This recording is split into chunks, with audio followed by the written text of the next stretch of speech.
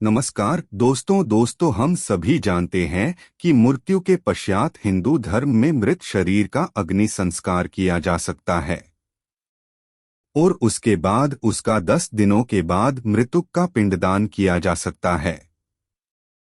यदि आप गरुड़ पुराण की माने तो मृत्यु के बाद मृतक के किए गए पिंडदान से मृतक का आत्मा शरीर का निर्माण होता है और वे आसानी से यमलोक की यात्रा पूरी कर लेता है। मित्रों, आपने देखा होगा कि हिंदू धर्म में अधिक का श्राद्ध पुत्र ही द्वारा ही किया जा सकता है। इस बात को लेकर हम आपको ये बताने जा रहे कि पिता की मृत्यु के बाद पुत्रों को क्या क्या करना चाहिए। तो कहलिए मित्रों, हम आज की इस गरुड़ पुराण की कथा शुरू करते हैं। मित्रों, पिता के मृत्यु के बाद पुत्रों को क्या क्या करना चाहिए, उसे जानने से पहले आपको ये जानना भी जरूरी है कि दर्शिकात्र विधान क्या होता है। गरुड़ पुराण अनुसार भगवान विष्णु ने कहा है कि दर्शिकात्र विधान को धारण करने से पहले सत्पुत्र पितृऋण से मुक्त हो जाता है। इस विधान पूरा करते समय मृतक पिता के पुत्र चाहिए कि वह अपना पिता के मृत्यु का शुभ से परित्याग कर दे। तब पश्चात धैर्य धारण कर सात्विक भाव से पिता का पिंडदान आदि कर्म से करे। इस दर्शिकात्र विधान करने से पहले मृतक पिता के पुत्र को ये भी ध्यान रखना चाहिए कि उसकी आंखों से एक भी बूंद पानी की नहीं निकलनी चाहिए, क्योंकि पुत्र अठाव बांधवों के द्वारा दर्शिकात्र विधान दौरान किए गए अश्रुपात को विवश होकर पितारूपी प्रेत का उसका उपमान करना पड़ता है। भगवान विष्णु कहते हैं कि है पक्षीराज पुत्रों चाहिए कि दर्शिकात्र विधान दौरान वो निरथक दरमियान वो अपना आंसू की एक भी बूंद बाहर न निकालनी चाहिए, क्योंकि कोई भी पुत्र हजारों वर्षों बाद दिन शोक करता रहे तो भी उसके मृतक माता पिता वापस जीवित होकर नहीं आते हैं। है गरुड़, ये बात तो तुम भी जानते हो कि इस पृथ्वी लोक में जिसकी भी उत्पत्ति हुई हो उसकी मृत्यु तो संभवित है। कोई इस पृथ्वी लोक में अमर नहीं है। जिसी ने भी इस पृथ्वी जन्म लिया है उसे एक दिन तो मरना है, और जिसकी मृत्यु हुई हो उसका जन्म भी निश्चित है। इसलिए बुद्धिमान मनुष्य को ये जन्म मरण में उया को शोक नहीं करना चाहिए। ऐसी कोई देवी या मानवीय उपाय नहीं है जो व्यक्ति मर गया हो वो दूसरा जन्म लेकर वापस नहीं आता है। यदि ये बात संभव होता तो मेरे रूपी इस मनुष्य का अवतार लेकर जो रामरूपी जैसे दिव्य मनुष्य इस पितृशोक से परिचित नहीं होते।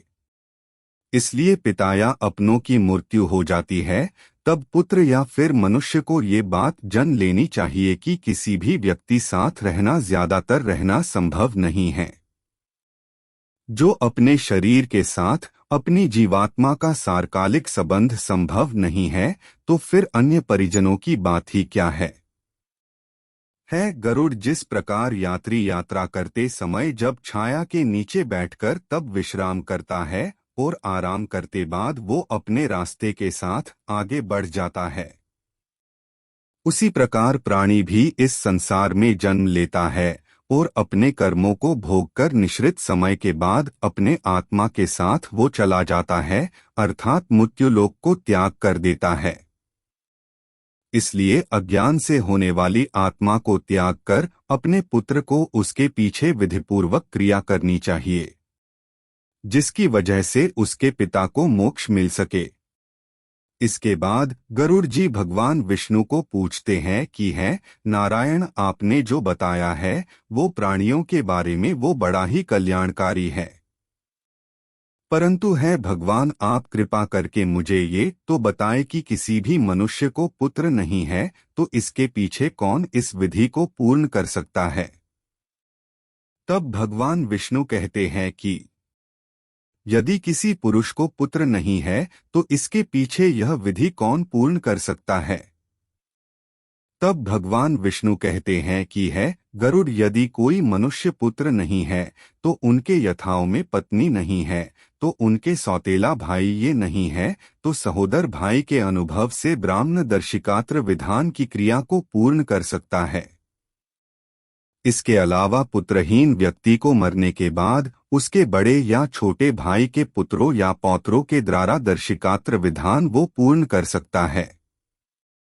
क्योंकि ऐसा माना जाता ही कि एक पिता से उत्पन्न होने वाले भाइयों में से कोई भी पुत्रमान हो, उसे पुत्रमान से सभी भाइयों एक पुत्रमान बन जाते हैं। यदि एक पुरुष की बहुत सी पत्नी है जिनमें से एक पत्नी के पुत्रवती हो जाए तो उनमें सभी पत्नियां पुत्रवती बन जाती है। सभी भाई पुत्रहीन हो तो उनका मित्र पिंडदान करे अथवा सभी अभाव में से उसमें से पुरोहित को ये क्रिया करनी चाहिए, जिसमें क्रिया का लोप नहीं करना चाहिए। यदि कोई पुरुष या स्त्री इष्ट पितरों को औधादायक क्रिया करता है तो अनाथ पका संस्कार करने से उसे कुटियज्ञ का पुण्य प्रपट मिल जाता है। इसके बाद भगवान पक्षीराज गरुड़ को कहते हैं कि है गरुड़ पिता का दर्शक्यादि कर्म का पुत्र को करना चाहिए, क्योंकि ज्येष्ठ पुत्र की मृत्यु हो जाए तो अति स्नेह होने पर पिता उसकी दर्शक त्यागी क्रिया न करे। बहुत से पुत्रों होने के बावजूद भी सब दर्शकात्र पिंडदान इन सभी कार्यों एक ही पुत्र को करना चाहिए। इतना नहीं ये बल्कि पुत्रों को इसकी संपत्ति का बंटवारा हो गया हो तो भी दर्शकात्र पिंडदान उसमें से एक ही पुत्र को ही करना चाहिए।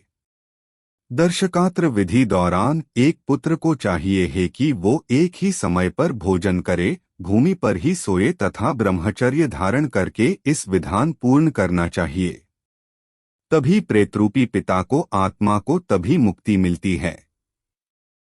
गरुड़ जो इस पिता की नियमित पूर्वक इस विधान पूर्ण करता है तो उसे वही फल प्राप्त होता है जो पृथ्वी के 7 बार परिक्रमा करने के पश्चात जो फल प्राप्त होता है।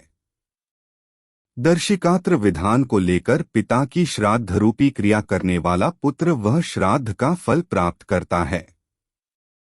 दर्शिकात्र विधान दौरान एक पुत्र को चाहिए कि वह पुर, तालाब, समुद्र, पूजालय, तीर्थस्थल पर जाकर वह बिना मंत्र के स्नान करे और वृक्ष के नीचे बैठकर वह दक्षिण की ओर विधि बनाकर उसे गोबर से लिपे उस विधि में जो पत्ते पर बने हुए एक ब्राह्मण को स्थापित करके उसका विधिपूर्वक उसका पूजन करना चाहिए और पूजन करने के बाद उसको प्रणाम करना चाहिए। इसके बाद पिंडदान का आसान रखकर उसे ऊपर नाम का गोत्र उच्चार कराते हुए उसमें पके हुए चावल को पिंडदान करना चाहिए। फिर आपको 10वें दिन आपको माँ से पिंडदान करना चाहिए, परंतु कलयुग में माँ के हाथों से पिंडदान नहीं करना चाहिए। इस दिन आप और बंधु बांधवों को मुंडन करना चाहिए। क्रिया करने वाले को उस दिन दूसर मुंडन करना चाहिए। इसके अलावा 10 दिन तक प्रतिदिन पुरुष को एक ही बार और अकेले में ही उसको भोजन खिलाना चाहिए और हाथ जोड़कर भगवान विष्णु का प्रेत को मुक्ति के लिए इस प्रकार प्रार्थना करनी चाहिए। फिर स्नान करने के बाद घर जाकर गौ माता को भोजन खिलाना चाहिए और फिर हमें भोजन करना चाहिए। यह जानकारी आपको कैसी लगी हमें कमेंट बॉक्स में लिखकर जरूर बताइए। चैनल को सब्सक्राइब करें, वीडियो को शेयर करें क्योंकि हिंदू धर्म ज्ञान का प्रसार करना आपका धर्म है। तब तक के लिए जय श्री राम।